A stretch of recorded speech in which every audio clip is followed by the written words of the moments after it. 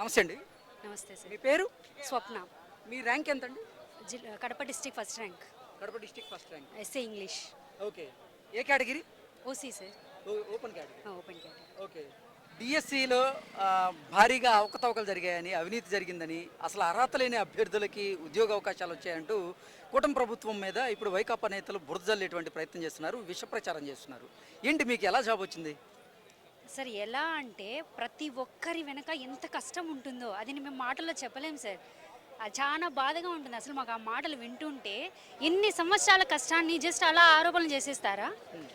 అసలు మేము మాట్లాడలేకపోతున్నాం సార్ ఆ బాధతో. ఇంకా ఆ మాటలు గుర్తుకు తెచ్చుకుంటుంటే అంటే కడప జిల్లాలో ఫస్ట్ ర్యాంక్ మీకు వచ్చింది. కష్టాన్ని అవమానించడమే సార్, వేరే ఏమీ లేదు. నిజంగా కష్టానికి విలువ ఇస్తే ఇప్పటికైనా ఈ ఆరోపణలు మానేయాలి వాళ్ళు. అంతే సార్, నేను అంతకుమించి ఏం చెప్పదలుచుకోలేదు. డిఎస్సి నియామక ప్రక్రియ ప్రారంభమైన నుంచి మీ పోస్టులు భర్తీ చేసేంత వరకు చాలా పారదర్శకంగా ప్రక్రియ జరిగింది. అయినప్పటికీ జీవో నెంబర్ 77 పాటించలేదని, అసలు రిజర్వ్ కేటగిరీలో ఓపెన్ కేటగిరీ అభ్యర్థులకి ఉద్యోగ అవకాశాలు ఇచ్చారని, స్పోర్ట్స్ కోటాలో అవినీతి అవకతవకలు జరిగాయని ఒక విషయం చెప్తా సార్, నేను ఇది ఎక్కడ కూడా చెప్పలేదు. నేను ఢిల్లీలో ఉన్నాను. ఇంతకుముందు ఢిల్లీలో ఉన్నప్పుడు నేను చూసినప్పుడు 0 పోస్టులు ఉన్నాయి. ఒకసారి ఏదో ప్రచారం జరిగింది, 0 పోస్టులు ఉన్నాయి, ఎస్ఏ ఇంగ్లీష్ వాళ్ళకి 0 పోస్టులు.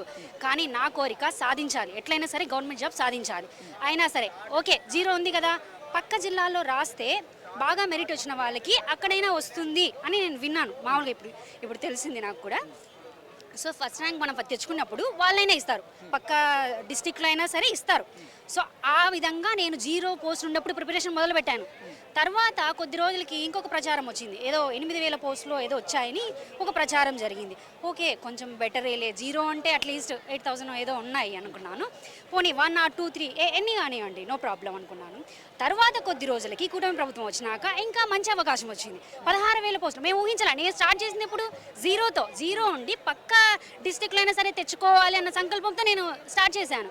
కానీ సార్ అది నా అదృష్టం అనుకోవచ్చు, మా కష్టానికి దేవుడిచ్చిన ఫలితం అనుకోవచ్చు. అన్ని పోస్టులు రావడం అనేది మేము ఆ అవకాశాన్ని సద్వినియోగం చేసుకున్నాము, మేము కష్టపడి తెచ్చుకున్నాము.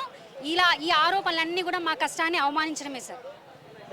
అంటే మీకు బాధగా అనిపించట్లేదా? అంటే సమాజం మిమ్మల్ని ఎలా చూస్తుంది? ఇలా సమాజంలో మమ్మల్ని అలా చూసేలా వాళ్ళ ప్రచారాలు ఉన్నాయి సార్, వాళ్ళు అలా చేస్తున్నారు.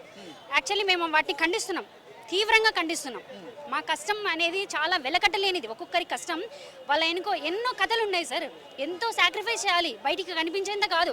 ఒక పోస్ట్ రావాలంటే ఇది ఒక పరుగు పందెం లాంటిదే. ఒక పరుగు పందెంలో ఒక మనిషి రెస్ట్ తీసుకోవాలంటే పక్కన ఇంకొకరు ఎవరు పరిగెత్తారు, వాళ్ళు వెళ్ళిపోతారు, వాళ్ళకి వస్తుంది, మనం మిస్ అయిపోతాం, మళ్ళీ మొదటి నుంచి రావాలి, మళ్ళీ ఎప్పుడు నోటిఫికేషన్ వస్తుందో తెలీదు. ఇలాంటివన్నీ మేము చెప్పలేం సార్. ఇన్ని కష్టాలని ఒకటి ఇది అని చెప్పలేం, రకరకాలుగా ఉంటాయి, ఒక్కొక్కరికి ఒక్కొక్క రకం ఉంటుంది.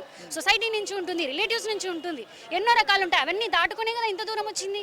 అయినా ఇంత దూరం వచ్చిన తర్వాత కూడా మళ్ళీ ఆరోపణలు చేస్తే మేము అసలు దాన్ని ఎలా తీసుకోవాలి సార్? ఎంత బాధగా ఉంటుంది. ఆరోపణలు కాదు, అసలు నిందలేస్తున్నారు మీ మీద.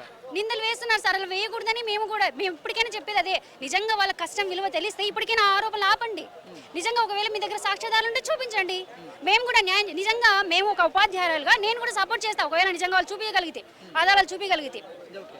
ఎందుకంటే అదే అన్నారు కదా, 100 మంది తప్పు చేసిన వాళ్ళైనా తప్పించుకోవచ్చు, కానీ ఒకరికి తప్పు చేయని వాళ్ళు శిక్ష పడకూడదు అంటారు కదా. సేమ్ అదే మేము కూడా ఫాలో అవుతాం. నిజంగా వాళ్ళకి అన్యాయం జరిగితే మేము కూడా సపోర్ట్ చేస్తాం. కానీ వాళ్ళు చూపించలేరు, ఎందుకంటే వాళ్ళ దగ్గర ఆధారాలు లేవు.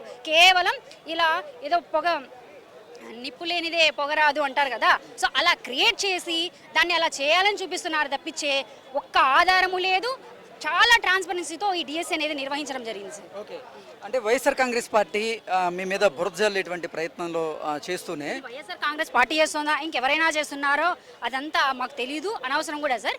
బట్ ఎవరైతే ఒకవేళ ఈ డిఎస్సీలో రాని వాళ్ళు ఉండిండొచ్చు, వాళ్ళకు బాధ ఉండిండొచ్చు. అలాంటి బాధలు ఎంతో మంది ఎన్నోసార్లు భరించే ఇడికి దాకా వచ్చింది. వాళ్ళు కూడా ఒక పోస్ట్ పోయిన తర్వాత మళ్ళీ రాసే ఇక్కడికి వచ్చింటారు. సరే ఇంకొక 2 నెలల్లో కూడా మళ్ళీ అవకాశం రాబోతుందని మనం మీడియాలో కూడా చూస్తూ ఉన్నాం. సో నేను చెప్పబోయేది ఏంటంటే వాళ్ళు ఈ అవకాశాన్ని సద్వినియోగం చేసుకోండి. అలా ఏదో బురద చల్లడం ద్వారా మనకి ఏమీ రాదు, కష్టపడింది ఏది రాదు. సత్య ఆరోపణలు చేస్తున్న వారికి ఎవరైతే ఉన్నారో వారిని ఖండిస్తూ మీరు ఈరోజు ర్యాలీ చేయడం జరిగింది, దీక్ష చేయడం జరిగింది కదా. ఏంటి దీని ద్వారా మీరు ఎటువంటి సందేశం ఇస్తారు? నేను ఇచ్చేది ఒకటే సార్, మీకు మంచి నోటిఫికేషన్ రాబోతోంది కొద్ది రోజుల్లో.